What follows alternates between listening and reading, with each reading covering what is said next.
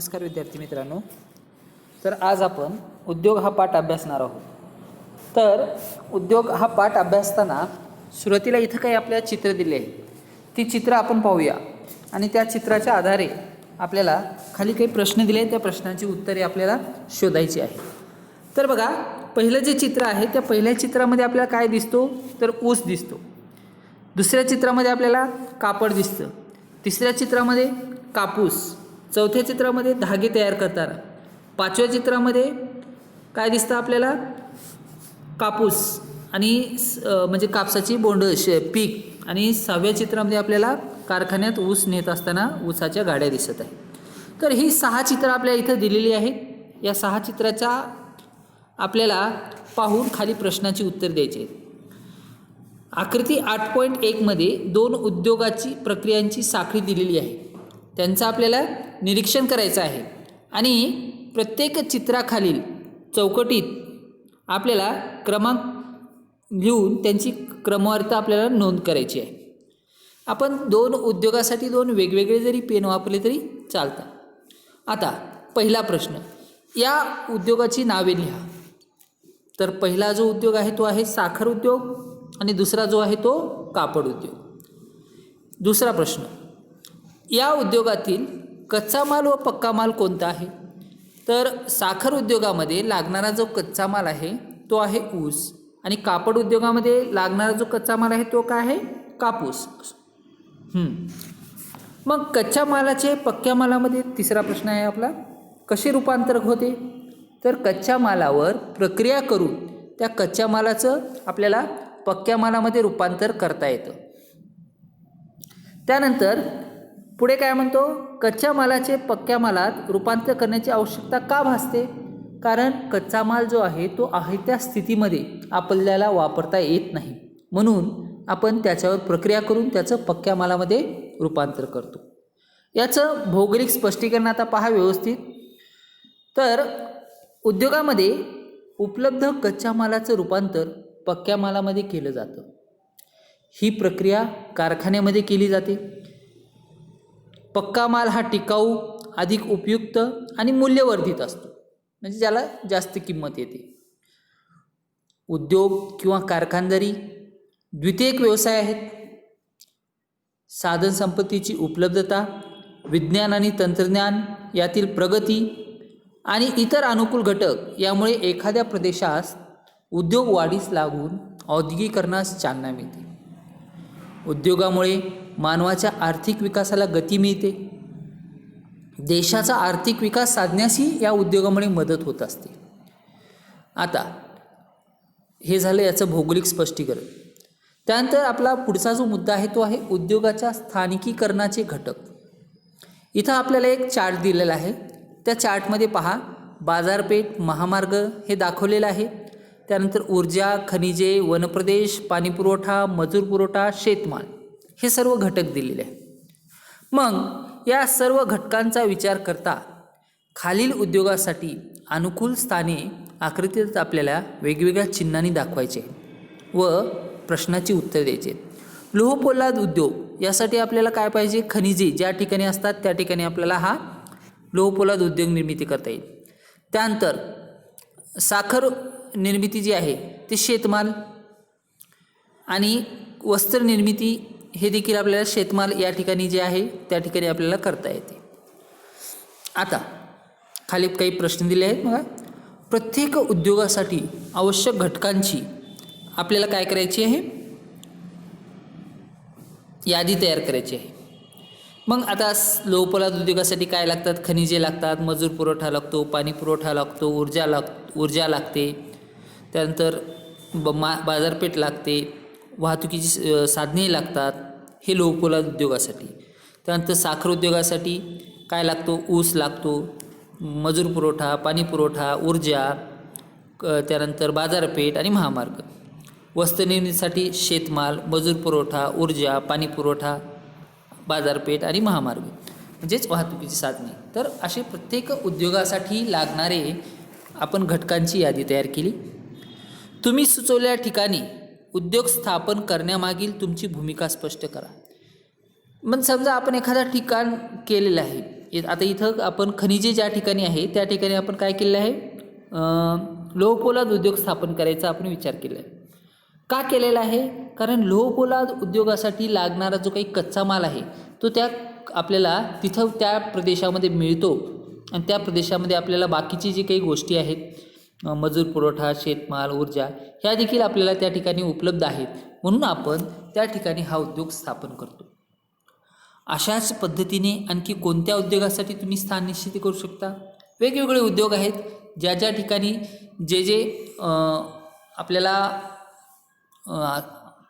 आवश्यक घटक आहेत त्या उद्योगासाठी ते जर उपलब्ध होत असतील तर त्या ठिकाणी आपण ते उद्योग स्थापन करू शकतो. भौगोलिक स्पष्टीकरण. एखाद्या प्रदेशात होणारा उद्योगाचा विकास हा अनेक घटकावर अवलंबून असतो. आता कोणते घटक आहेत ते बघा. उदाहरणार्थ कच्चा माल, मनुष्यबळ, त्यानंतर पाणी पुरवठा, वाहतूक सुविधा, बाजारपेठ, भांडवल इत्यादी घटकांच्या उपलब्धतेनुसार आपल्याला त्या प्रदेशामध्ये विशिष्ट उद्योग स्थापन करता येत असतात. या घटकाचे वितरण जर असमान असले तर औद्योगिक विकास देखील असमान प्रमाणात होतो. म्हणजे घटकांचं वितरण जर समान असेल तर औद्योगिक विकास देखील चांगल्या प्रकारे होतो आणि घटकाचं वितरण असमान असेल तर औद्योगिक विकास करण्यास आपल्याला अडचणी निर्माण होतात. काही प्रदेश हे विशिष्ट उद्योगासाठीच अनुकूल ठरतात. म्हणजे काही प्रदेश कारण त्या प्रदेशामध्ये त्या उद्योगासाठी आवश्यक घटक जे आहेत ते उपलब्ध होतात. तर काही प्रदेशात विशिष्ट उद्योग चालतात, जसं मी आत्ता सांगितलं त्याप्रकारेच. घनदाट वने, पर्वतमय प्रदेश, वाळवंट असे प्रदेश मात्र उद्योगासाठी प्रतिकूल ठरतात. का ठरतात प्रतिकूल? कारण त्या ठिकाणी आपल्याला बाकीचे म्हणजे वाहतुकीची साधने, बाजारपेठ या गोष्टी उपलब्ध होणार नाहीत. यामुळे ह्या गोष्टी आपल्याला प्रतिकूल ठरतात. आता काय म्हणले, खालील घटकांचे पहा बरे जमते का बघा. खालील घटकांचे वाचन करा आणि त्या प्रदेशामध्ये कोणते उद्योग उभारले जाऊ शकतात ते सांगा. वाहतुकीच्या उत्तम सोयी, कुशल कामगार, अखंडित वीज पुरवठा, वीज उद्योग आपण इथे उभारू शकतो. म्हणजे विजेवर चालणारे जे काही उद्योग आहेत ते आपण इथं उभारू शकतो. चुनखनीच्या खाणी, स्वस्त मनुष्यबळ, अखंडित वीज व पाणी, वाढणारे नागरीकरण, या ठिकाणी आपण लोहपोलाद उद्योग वगैरे स्थापन करू शकतो. फळबागा, मनुष्यबळ, वाहतुकीची उत्तम सोय, मुबलक पाणी पुरवठा, अखंडित वीज व बाजारपेठ, तर या ठिकाणी आपण फळावर प्रक्रिया करणारे जे उद्योग आहेत ते आपण स्थापन करू शकतो. आता सांगा इथं जमशेदपूर या ठिकाणाचा आपल्या नकाशा दिला आहे आणि त्याच्या आसपासचे प्रदेशाचा ठिकाण आपल्या नकाशा दिला आहे. तर इथं सूचीमध्ये पहा, लोहखनिज ही ब्लॅक डॉट जे आहे आणि त्याला त्या चिन्हानं दर्शवले आहे. मॅग्नीज थोडासा पांढरा डॉट आहे. चुनखडी स्टार म्हणजे षटकोन टाईपमध्ये आपलं दाखवलेलं आहे. कोळसा काळ्या स्वरूपाचं दाखवलं आहे. लोहपोलाद उद्योग हे लाल गोल या सहाय्याने दाखवलेलं आहे. तर जमशेदपूर या ठिकाणी आपल्याला लोहखनिज, मॅग्नीज, चुनखडी, कोळसा आणि चोळसा हे सर्व घटक जे आहेत ते आपल्याला जमशेदपूरच्या नजीक आपल्याला मिळतात. म्हणून जमशेदपूर या ठिकाणी आपण लोहपोलाद उद्योग हे स्थापन करू शकतो. आता आपल्याला प्रश्नाची उत्तर द्यायचे. जमशेदपूरला कोणता उद्योग आहे? तर लोहपोलाद उद्योग. या उद्योगासाठी कोणता कच्चा माल लागतो? लोहखनिज, मॅग्नीज, चुनखडी, कोळसा हा कच्चा माल लागतो. कच्चा माल आपल्याला कोणत्या ठिकाणावर मिळतो? झारिया, असन्नोल, कुलासियाला, गुरुमहिसानी या ठिकाणाहून आपल्याला हा कच्चा माल मिळतो.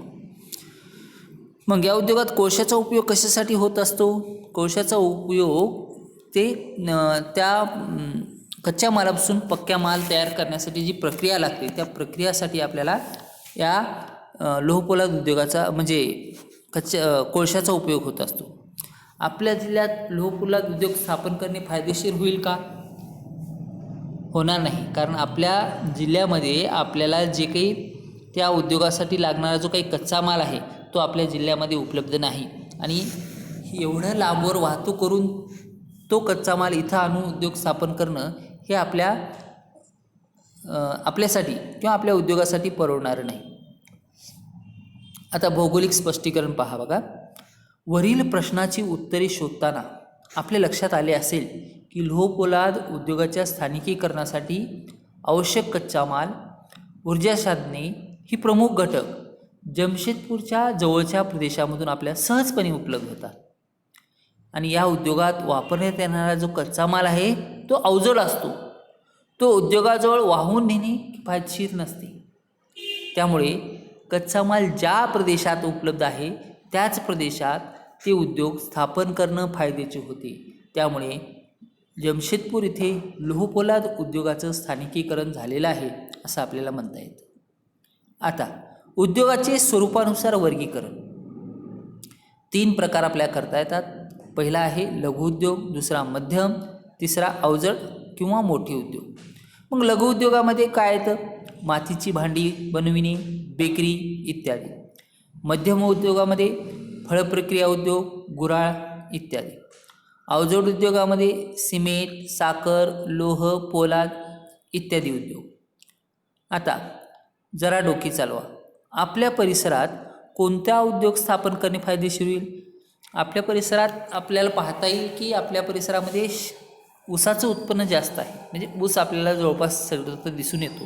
त्यामुळे ऊसावर आधारित उद्योग जो आहे म्हणजे साखर उद्योगाचं स्थापन करणं आपल्याला फायदेशीर होईल. आता एका उद्योगाची माहिती आपण पुढील प्रश्नाच्या आधारे मिळवा. उद्योगाचं नाव साखर उद्योग, मालकाचं नाव आपण विकास कारखाना बद्दल घेऊया. त्या ठिकाणी आपण दिलीपराव देशमुख हे चेअरमॅन आहेत म्हणून त्यांचं नाव घेऊया. किती कामगार काम करतात? अंदाजे आपण 500 ते 600 धरूया. कोणता कच्चा माल वापरतात? ऊस हा कच्चा माल यासाठी आपण वापरू शकतो.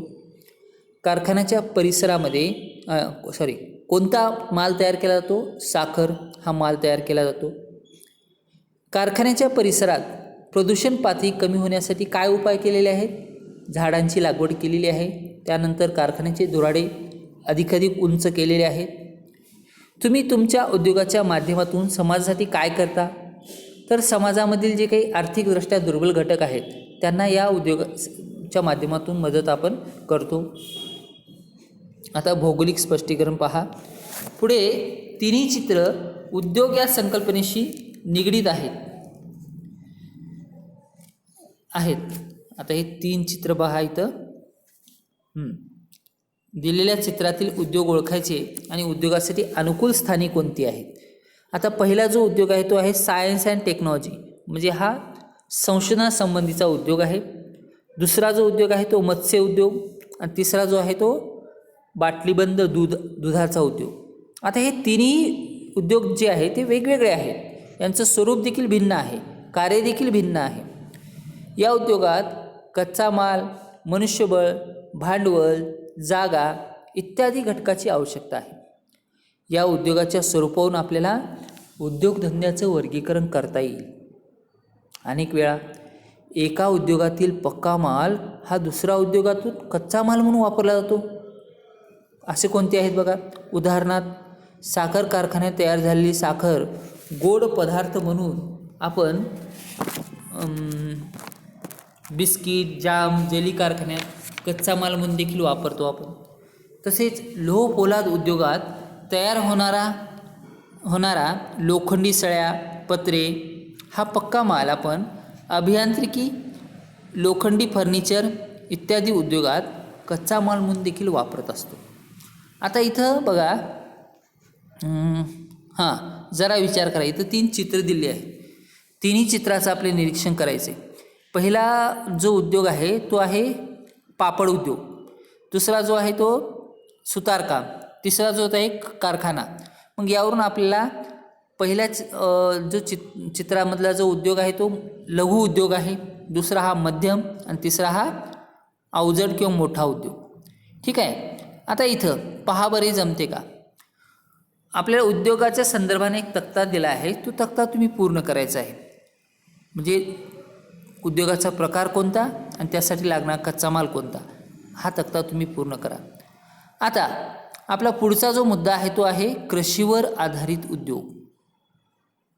आपल्याला माहिती आहे भारत हा कृषीप्रधान देश आहे आणि भारतातले जवळपास 80% लोक शेती करतात. भारतात कृषीच्या उत्पन्नात विविधता आढळते. म्हणजे प्रत्येक ठिकाणी जे पीक घेतले जाते ते त्या प्रकारच्या हवामानानुसार, जमिनीनुसार, पाण्यानुसार त्या क्षेत्रामध्ये ते पीक आणि घेतले जाते. त्यामुळे विविध प्रकारचे कृषीवर आधारित उद्योग इथं उदयाला आलेले आपल्याला दिसून येतात. या उद्योगाबरोबर कृषी क्षेत्रातून उत्पादित होणाऱ्या उत्पादनावर प्रक्रिया करणाऱ्या उद्योगाचा विकास झालेला आहे. म्हणजे ह्या कृषीवर आधारित कृषीसाठी म्हणजे काय म्हणता येईल आपल्याला की शेतीमधून होणारा तयार जो काही कच्चा माल आहे तो कच्चा मालावर प्रक्रिया करणारे जे उद्योग आहेत ते इथं आपल्याला उदयास आलेले दिसून येतात. मग कोणते आहेत असे उद्योग? दुग्ध व्यवसाय, फळ प्रक्रिया, अन्न प्रक्रिया, गुऱ्हाळ इत्यादीचा यामध्ये समावेश होत असतो. कृषीवर आधारित उद्योग सर्वत्र स्थापन झालेले आहेत. वस्त्र उद्योग, साखर उद्योग यासारख्या कृषीवर आधारित अवजड उद्योगाचा देखील विकास झालेला आहे. आता पुढचा जो आपला मुद्दा आहे तो आहे औद्योगिक विकास. कोणत्याही देशाच्या आर्थिक विकासात उद्योगाची निर्मिती आणि विकासास महत्त्वाचे स्थान असते. उद्योगास महत्त्वाचे स्थान असते. कामुळे कशासाठी हे होतं? तर देशातील नागरिकांचे राहणीमान उंचावण्यासाठी व दरडोई उत्पन्नात वाढ होण्यासाठी औद्योगिकरणास आपल्याला विकास होणं हे आवश्यक असतं. मग त्याचबरोबर देशातील नागरिकांना रोजगार या देखील या उद्योगामुळे प्राप्त होतो. त्यांचे राहणीमान उंचावते, देशाचे दरडोई उत्पन्न देखील वाढते, स्थूल राष्ट्रीय उत्पन्न भर पडते, तसेच देशाच्या पक्क्या मालाच्या निर्यातीत देखील यामुळे वाढ होत असते. आणि जेवढा आपण निर्यात करू कुठल्याही मालाची तेवढी आपली परकीय गंगाजळी चलनाची गंगाजळी वाढते, म्हणजेच फॉरेन करन्सी म्हणतो आपण त्याला. अशा अनेक कारणासाठी देशात औद्योगिकरणाला चालना देणे आवश्यक ठरते. मग शासन देखील यासाठी आग्रही असतं. शासनाकडून उद्योगांना चालना देण्यासाठी आणि प्रदेशातील कार्यक्षम लोकसंख्येला रोजगार मिळवण्यासाठी औद्योगिक क्षेत्रांची निर्मिती केली जाते. देशाच्या आर्थिक विकासात उद्योगाचे फार महत्त्वाचे आणि मोलाचे स्थान आहे. त्यामुळे सर्वच देशात औद्योगिक विकासासाठी जाणीवपूर्वक प्रयत्न केलेले दिसून येते. यासाठी विशेष अशा औद्योगिक क्षेत्रांची निर्मिती केली जाते आणि या क्षेत्रातील उद्योगांना वीज, पाणी आणि कर यामध्ये सवलती देखील दिल्या जात असतात. पुढचा आपला मुद्दा आहे महाराष्ट्र राज्य औद्योगिक विकास महामंडळ. मग महाराष्ट्र राज्याने 1 ऑगस्ट 1962 रोजी महाराष्ट्र राज्य औद्योगिक विकास महामंडळाची स्थापना करून त्यामार्फत प्रत्येक जिल्ह्यात औद्योगिक क्षेत्राची निर्मिती केली आहे. म्हणजेच MIDC ची स्थापना प्रत्येक जिल्ह्यामध्ये आपण दिसून येत असते. मग याचा उद्देश काय? तर बघा, यामधून उद्योगाचे राज्यभर विकेंद्रीकरण होणे अपेक्षित आहे. म्हणजे उद्योग एकाच ठिकाणी केंद्रित न होता सर्वत्र उद्योग स्थापन व्हावेत हा याच्या पाठीमागचा उद्देश आहे. आणि तेथील स्थानिक लोकांना रोजगार मिळावा हा देखील या पाठीमागचा आपल्याला उद्देश दिसून येत असतो. मग महाराष्ट्राप्रमाणे देशातील इतर राज्यामध्ये देखील अशी महामंडळे आपल्याला दिसून येत असतात.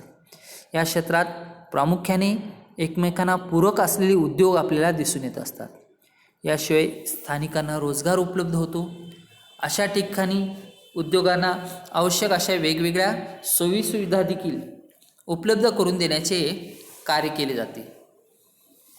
आता आकृती 8.7 मधील मुद्द्याचा अभ्यास करून त्याच्या अनुषंगाने फायदा आणि समस्या अशा 2 गटामध्ये आपल्याला वर्गीकरण करायचे. तर ही बघा आपली ती आकृती आहे. या आकृतीमध्ये आपल्याला वेगवेगळे गोष्टी दिल्या आहेत. मग त्याचा आपला फायदा आणि समस्या याच्यामध्ये वर्गीकरण करायचं आहे. तर रोजगार मिळतो कुठल्याही उद्योगामुळे हा फायदा आहे. शेतीचा विकास होतो फायदा आहे. वनप्रदेशाचा ऱ्हास होतो ही समस्या आहे. लोकसंख्या हा फायदा देखील आहे आणि तोटा देखील आहे. जर कुशल असेल तर फायदा, अकुशल असेल तर तोटा. वस्तूच्या स्थिर किमती फायदाच आहे. कुशल मनुष्यबळ फायदा आहे. मजूर पुरवठा फायदा आहे. प्रदूषण समस्या आहे. राहणीमान उंचावणे फायदा आहे.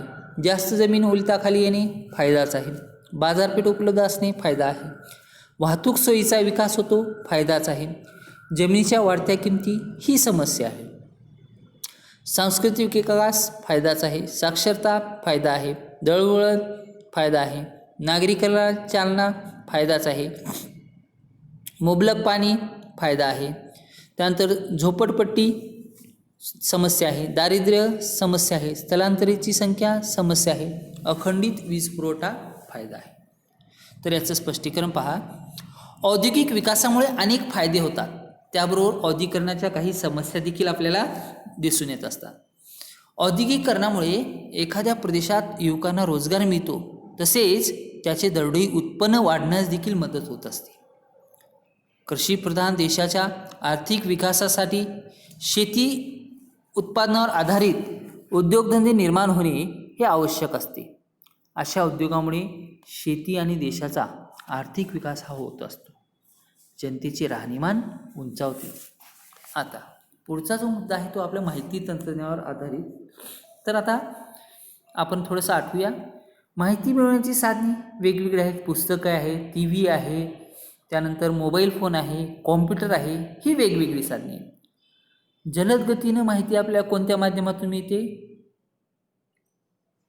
इंटरनेटच्या. मग किंवा mobile phone, computer, WhatsApp, Facebook, Google map हे कोणत्या आधारे चालते? तर इंटरनेटच्या. आता पहा भौगोलिक स्पष्टीकरण. माहिती तंत्रज्ञान ही आजच्या युगातील एक महत्त्वपूर्ण अभियांत्रिकी शाखा आहे आणि या शाखेतील कामकाज हे संगणकाद्वारे चालते. या उद्योगामध्ये भारताने चांगली प्रगती साधली आहे.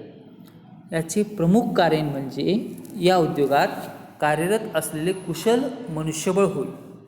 या उद्योगात तांत्रिक माहिती शोधणे, मिळवणे, विश्लेषण करणे, संग्रहित करणे, आलेखांच्या स्वरूपात मांडणे आणि मागणीनुसार ती पुरवणे इत्यादी कामे या क्षेत्रामध्ये केली जातात. ही सर्व माहिती इंटरनेटच्या आधारे संगणक, मोबाईल इत्यादी साधनाद्वारे आपल्याला हाताळली जाऊन दिसून येतात. या सर्वांसाठी विशिष्ट अशी एक संगणक प्रणाली निर्माण करणे हा सुद्धा उद्योगाचा एक प्रमुख भाग आहे. आज संगणक तंत्रज्ञानाचा वापर वाढलेला आहे. नाना विविध प्रकारची माहिती संग्रहित केली जाते आणि तिचा जगभर वापर केला जात असतो. तर पुढचा जो मुद्दा आहे तो आहे उद्योगाचे सामाजिक दायित्व. उद्योजक व्यक्ती किंवा व्यक्ती समूहाने समाजहित तसेच पर्यावरण संतुलनासाठी केलेली कृती म्हणजेच उद्योगाचे सामाजिक दायित्व समजली जाते. समाजाप्रती प्रत्येक उद्योगपतीची काहीतरी जबाबदारी असते, कारण सरकार त्यांना वेगवेगळ्या गोष्टीमध्ये सवलत देत असतं. त्यांना पाणी पुरवठा, वीज पुरवठा ही सतत होत असतो. म्हणजे त्यांचंही काही कर्तव्य या समाजाप्रती आहे. समाजाप्रती जबाबदारी अथवा सामाजिक बांधिलकीतून समाजातील गरजू व्यक्ती अथवा संस्थांना मदत करून समाज उपयोगी कार्य करणे आवश्यक असते. या हेतूने 5 कोटीपेक्षा अधिक नफा कमवणाऱ्या उद्योजकांनी अथवा उद्योग समूहांनी प्राधान्याने आपल्या नफ्यातील कमीत कमी 2% रक्कम ही समाज उपयोगी कार्यासाठी खर्च करावी, याबाबत शासन आग्रही आहे. आणि यासाठी खालील मदतीची त्यांच्याकडून अपेक्षा असते. शैक्षणिक सोयीसुविधा पुरवणे, आरोग्यविषयक सोयीसुविधा पुरवणे, गाव अथवा विभागाचा विकास करणे, निराधार व्यक्तीसाठी चालवलेली केंद्रे, पर्यावरणीय विकास केंद्रे इत्यादींना मदत करणे. उद्योगांचे सामाजिक दायित्व या अंतर्गत कार्यासाठी केलेल्या खर्चावर उद्योग समूहांना सरकारकडून कर सवलत देखील मिळत असते. आता पुढचं थोडं जरा विचार करा, इथे दिलेलं आहे बघा. त्यामध्ये पहा, मानव संसाधन उद्योग याची आपल्याला सांगड घालायची आहे. तर आपण पाहतो की मानव जो आहे तो या निसर्गावर चालून आहे. मानवाच्या बहुतांश गरजा या निसर्गाच्या माध्यमातून पूर्ण होत असतात. म्हणून मानव संसाधन म्हणजे मानव संसाधन, मानव उपलब्ध असतील तरच उद्योग आपण स्थापन करू शकतो. म्हणजे मजूर पुरवठा उपलब्ध असेल कुठल्याही उद्योगासाठी मानव संसाधने फार मोठी गरज आहे. आता इथं आपला पाठ संपतो. आता या पाठाशी संबंधित काही माहिती आहे ती आपण थोडीशी पाहूया. माहीत आहे का तुम्हाला औद्योगिकीकरण व पर्यावरण? उद्योगात कच्च्या मालावर प्रक्रिया करून त्यापासून पक्का माल तयार केला जातो, हे तर आपल्याला माहिती आहे. अशा निर्मिती व प्रक्रिया उद्योगातून मालांची निर्मिती होत असताना काही अपायकारक अवशिष्ट पदार्थ व प्रदूषके बाहेर पडतात. त्यामुळे हवा, पाणी, ध्वनी आणि जमीन याचे प्रदूषण होत असते. अशा प्रदूषणाला औद्योगिक प्रदूषण म्हणतात. औद्योगिक प्रदूषकामुळे निर्माण झालेल्या पर्यावरण व प्रदूषणविषयक समस्याबाबत आज जागतिक पातळीवर गांभीर्याने विचार केला जात आहे. उद्योगाचे स्थान निश्चित करत असताना स्थानिकीकरणाच्या परंपरागत घटकाबरोबर पारिस्थितिकीय घटकांचा देखील विचार आज केला जात आहे. कारखान्यामुळे होणारे प्रदूषण नियंत्रित करण्यासाठी व्यवस्थापकाने अपायकारक अवशिष्ट व प्रदूषकाची योग्य प्रकारे विल्हेवाट लावली पाहिजे. इंधनाची बचत करणाऱ्या वाहनाची व यंत्रसामुग्रीची निर्मिती केली पाहिजे.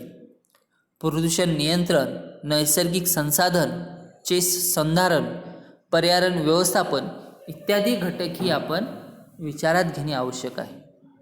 भारतात औद्योगिक प्रदूषण रोखण्याच्या दृष्टीने राष्ट्रीय तसेच राज्य पातळीवर देखील काही कायदे आणि नियम आहेत. उदाहरणार्थ जल व वायू प्रदूषक नियंत्रण कायदा, पर्यावरण संरक्षण व संधारण कायदा, भारत शासनाचे केंद्रीय प्रदूषक नियंत्रण मंडळ या प्रदूषणविषयक कामकाज पाहत असते आणि या संदर्भातील कायद्याचे जर कोणी उल्लंघन केले तर त्या कारखान्याच्या व्यवस्थापनास जबाबदार व शिक्षेस पात्र ठरवले जाते. पुढे आहे बघा, पहा बरं जमते का. भारतातील काही महत्त्वपूर्ण सार्वजनिक उद्योग समूह स्थापन केले आहेत, त्यांची संक्षिप्त नावे इथे दिली आहेत. मग याची आपल्याला पूर्ण नावे आपल्याला आपल्या वहीत शोधून लिहायचे आहेत. एक उदाहरण इथे दिलं आहे, भेल, भारत हेवी इलेक्ट्रिकल लिमिटेड. बाकी bell, HAL, ONGC, NTPC, NTC, SAL आणि गेल याची तुम्ही विस्तारित रूपे तुम्ही शोधून आपल्या वहीत लिहायची आहे. आता पुढे बघा, पहा बरे जमते का. मुख्य माहिती तंत्रज्ञान केंद्रे ही IT हब म्हणून ओळखली जातात आणि भारतात अशी केंद्रे कोणत्या शहरामध्ये विकसित केली आहेत ते इंटरनेटच्या सहाय्याने शोधा आणि भारताच्या नकाशाच्या आराखड्यात ही केंद्रे सूचीसह दर्शवा. तर पुणे आणि बँगलोर या ठिकाणी ही केंद्र आपल्याला दिसून येत असतात. खाली माहिती आहे दुसरी, जरा डोके चालवा. कोणत्या प्रकारचे उद्योग ग्रामीण भागातील लोकांचे लोंढे शहरी भागाकडे येण्यापासून रोखू शकतात? तर कृषीवर आधारित उद्योग, हे जसे की साखर उद्योग, कापड उद्योग, हे उद्योग कृषीवर आधारित आहे. तसेच फळप्रक्रिया उद्योग, दुग्ध व्यवसाय हे देखील उद्योग आपण असे जर स्थापन केले तर आपल्याला हे ग्रामीण भागातून शहराकडे येणारे लोंढे आपण रोखू शकतो. हे उद्योग कोठे स्थापन होणे आवश्यक आहे? तर खेडेगावाच्या आसपासच जर स्थापन झाले तर तेथील लोकांना देखील रोजगार उपलब्ध होतो. जरा विचार करा, तुम्ही जर उद्योजक झालात तर खालीलपैकी कोणकोणत्या गोष्टी कराल? नंबर 1, फक्त नफा मिळवाल. नंबर 2, एका उद्योगातून दुसरा किंवा पूरक उद्योग काढाल. तिसरा, कर वगळता मिळालेल्या नफ्यातून काही रक्कम समाजासाठी खर्च कराल. आणि चौथा, नवीन उद्योजक निर्माण होण्यासाठी प्रयत्न कराल. तर आपण तिसरा आणि चौथा मुद्दा विचारात घेऊ शकतो. कर वगळता मिळालेल्या नफ्यातून काही रक्कम ही समाजासाठी खर्च कराल आणि नवीन उद्योजक निर्मितीसाठी देखील प्रयत्न कराल. आता इथं जलसाक्षरता ही काळाची गरज आहे आणि हे पाहणं आपल्याला महत्त्वाचं आहे. पाणी हा मानवी जीवनातील मूलभूत घटक आहे. वाढती लोकसंख्या, बदलते निसर्गचक्र, पावसाची अनियमितता इत्यादीमुळे गेल्या काही वर्षात अनेक देशांमध्ये पाणी टंचाईची समस्या जाणवू लागली. भारतात देखील आगामी भविष्यकाळात तीव्र अशी पाणी टंचाईची समस्या जाणवणार आहे. हे भारतातील जलउद्योगाच्या सर्वेक्षणातून समोर आलेली आहे आणि ही खूप गंभीर बाब आहे. भारत हा नैसर्गिक साधनसंपत्तीचा विपुलता असलेला देश आहे. भारतातील नद्यांना पावसापासून पाणी मिळते. उपलब्ध झालेले पाणी अडवून त्याचा काटेकोरपणे वापर करणे देखील आवश्यक आहे. छोटे छोटे बंधारे, कालवे, शेततळी बांधणे, जलपुनर्भरण करणे, पाण्याचा पुनर्वापर, जलप्रदूषण कमी करणे, उद्योगातील सांडपाण्यावर प्रक्रिया करून त्याचा पुनर्वापर करणे इत्यादी उपायातून आपणास योग्य व्यवस्थापन करता येते. आपण आपल्या वैयक्तिक गरजेसाठी देखील पाण्याचा वापर करताना पाणी वाया जाणार नाही आणि कमीत कमी वापर असा नियम करून घेतला तरीही पाणी टंचाई या समस्येवर आपल्याला मात करता येऊ शकेल. जल व्यवस्थापनासाठी समाजात प्रबोधन करणे ही देखील काळाची गरज आहे. आता इथे एक चित्र दिलेलं आहे. ते चित्रावरून तुम्हाला काही प्रश्न दिले आहेत. त्या प्रश्नाची उत्तरे तुम्ही शोधायची आणि आपल्या वहीत लिहायचे. हे चित्र कशाशी संबंधित आहे, याचा काय फायदा होईल आणि याचा रोजगाराचा काय संबंध आहे. त्यानंतर खाली 2 प्रश्न दिले आहेत. भारतातील नवरत्न उद्योग कोणते आणि त्यांना नवरत्नचा दर्जा कशामुळे प्राप्त झाला असावा हे देखील तुम्ही शोधून आपल्या वहीमध्ये लिहायचं आहे. तर विद्यार्थी मित्रांनो, अशा प्रकारे आपला पाठ हे इथं संपतो आणि यानंतर तुम्ही राहिलेले जे काही आपले स्वाध्याय आहे ते स्वाध्याय सर्वांनी सोडून आपल्या वहीमध्ये लिहून ठेवायचे आहे. ठीक आहे. धन्यवाद.